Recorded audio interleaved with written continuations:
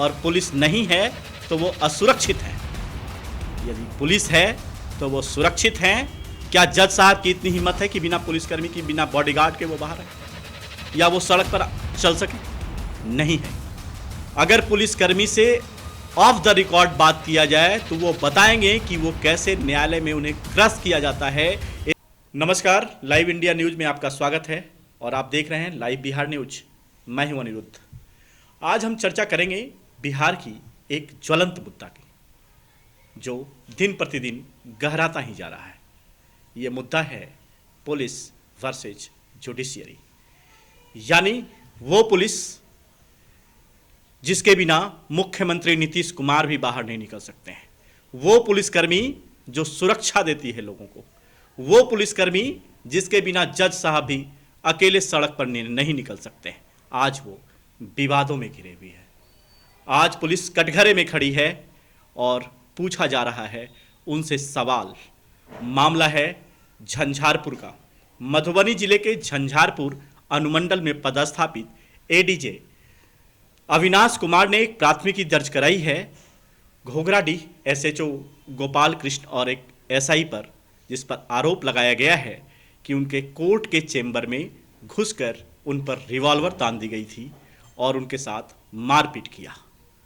ये घटना है 18 नवंबर की, जिसके बाद हाईकोर्ट ने संज्ञान लिया और बिहार के बड़े पुलिस पदाधिकारी से लेके चीफ सेक्रेटरी तक से सवाल का जवाब मांगा कि आखिर पुलिस ने ऐसा क्यों किया।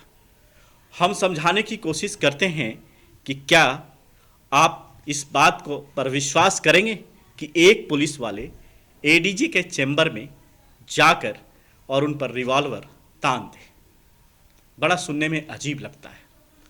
ऐसा हो सकता है क्या? क्या ऐसा बिहार पुलिस कर सकती है क्या? अब हम समझाने की कोशिश करेंगे इस पूरे झगड़े के पीछे कारण क्या था। 17 नवंबर को झंझारपुर स्थित घोघराडीह एसएचओ को उस न्यायालय में उपस्थित होने का फरमान जारी किया गया था, वो भी टेलीफोनिक।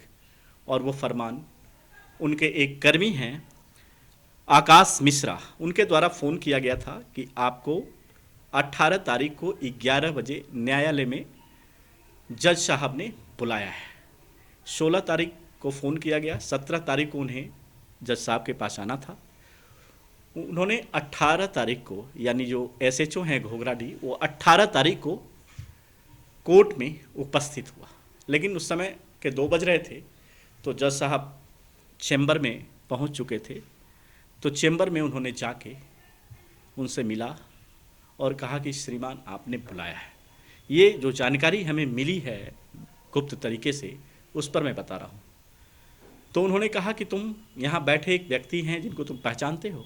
तो वो दीपक मिश्रा नाम का व्यक्ति है, नहीं सॉरी दीपक राज, वो व्यक्ति दीपक राज नाम का है।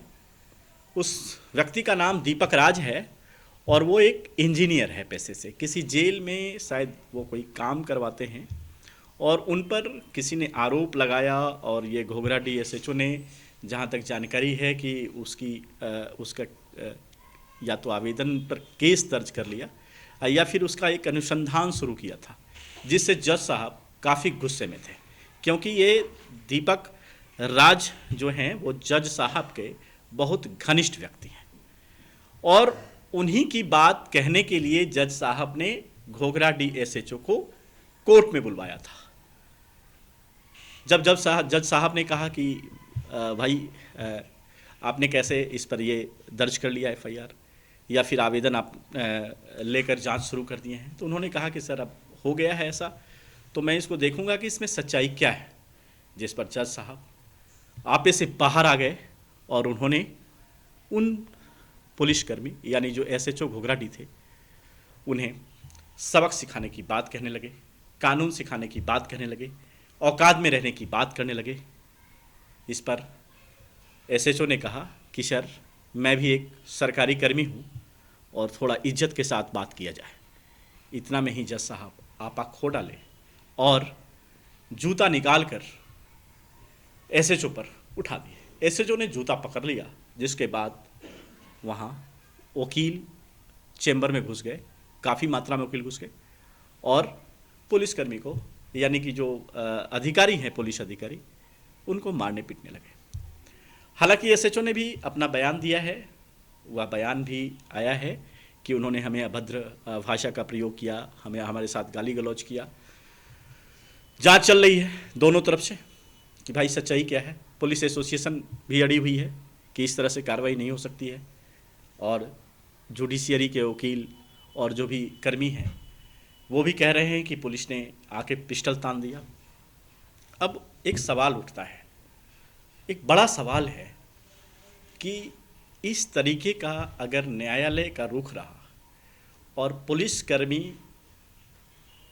पर इस तरह का आरोप लगा, तो निश्चित तौर पे एक सवाल है, पुलिस के क्रियाकलाप पर उठता है, एक क्वेश्चन मार्क उठता है कि आखिर पुलिस ने ऐसी गलती क्यों किया। लेकिन हम सवाल उठा रहे हैं जुडिशियरी सिस्टम पर कि जुडिशियरी सिस्टम भी दूध के धुले नहीं है। उनके न्यायालय में क्या होता है ये अगर आम पब्लिक से पूछा जाए तो निश्चित तौर पर वो बताएंगे कि न्यायालय में होता क्या है। अगर पुलिसकर्मी से ऑफ द रिकॉर्ड बात किया जाए तो वो बताएंगे कि वो कैसे न्यायालय में उन्हें क्रश किया जाता है। एक वारंट लेने के लिए पेशकार साहब को चढ़ावा चढ़ाना पड़ता है, और एक क्या कहते, किसी भी प्रकार की अगर कुर्की जब्ती का वारंट लेना हो या फिर किसी अनुसंधान का अगर कोई डायरी पेंडिंग हो तो इसके लिए जज साहब गुस्साते भी हैं, उनका गुस्सा भी सहना पड़ता है और उनकी खिदमत में चढ़ावा भी चढ़ाना पड़ता है। ये पुलिस अधिकारियों को भी चढ़ाना पड़ता है, पब्लिक की बात तो छोड़ दीजिए, पुलिस अधिकारियों को भी चढ़ावा चढ़ाना पड़ता है। चूँकि न्यायालय है इसलिए बहुत कुछ बोला नहीं जा सकता है, लेकिन आप भूले नहीं होंगे कि पटना सिविल कोर्ट के 18 कर्मी की बर्खास्तगी भी मीडिया ने ही करवाया था और दिखाया था कि वहाँ होता क्या है। जज साहब, ये जो एडीजे हैं झंझारपुर 1 अविनाश कुमार, ये दूध के धुले नहीं हैं, क्योंकि जहाँ जहाँ रहे हैं वहाँ वहाँ इन पर आरोप लगता रहा है। और आज जिस तरीके से एफआईआर इन्होंने एसएचओ पे या अभिमन्यु शर्मा एक वहाँ के सब इंस्पेक्टर हैं उस पे करा के ये डंका पीट रहे हैं कि पुलिसकर्मी की जो क्रियाकलाप है या फिर वो जो चाह रहे थे हम पर गोली चलाने के लिए, हमें मार देता जान से, ये कहीं से भी सही नहीं है। ये नहीं हो सकता है सही। क्या जज साहब की इतनी हिम्मत है कि बिना पुलिसकर्मी की, बिना बॉडीगार्ड के वो बाहर आए या वो सड़क पर चल सके? नहीं है हिम्मत। जितने भी पॉलिटिशियन हैं, जितने भी बड़े आला अधिकारी हैं और जो भी मुख्यमंत्री, राज्यपाल या फिर जिसकी भी बात कर लें, एक ही पर विश्वास लोग करता है, वो है पुलिस। यदि पुलिस है तो वो सुरक्षित हैं और पुलिस नहीं है तो वो असुरक्षित है। लेकिन आज पुलिस पर ही सवाल है और पुलिस पे के क्रियाकलापों पर ही क्वेश्चन मार्क लगा दिया है जुडिशियरी ने। 29 तारीख को हाईकोर्ट में पुलिस के आला अधिकारियों को और वहाँ के एसपी को, मधुबनी को हाजिर होना है। देखते हैं न्यायालय का अगला आदेश क्या होगा, लेकिन यह तय है कि जिस तरह से एडीजे अविनाश कुमार ने आरोप लगाया है, अगर उस पर सही तरीके से निष्पक्ष जांच की जाए तो कहीं न कहीं यह जरूर पता चलेगा कि पुलिस कर्मियों पर जो आरोप लगा है, पुलिस के अधिकारियों पे जो आरोप लगा है, वह कहीं न कहीं निराधार है, क्योंकि पुलिस है तो हम सुरक्षित हैं। आज के लिए बस इतना ही, फिर आपको हम इसी तरह से रूबरू कराते रहेंगे कुछ ज्वलंत मुद्दाओं पर। नमस्कार।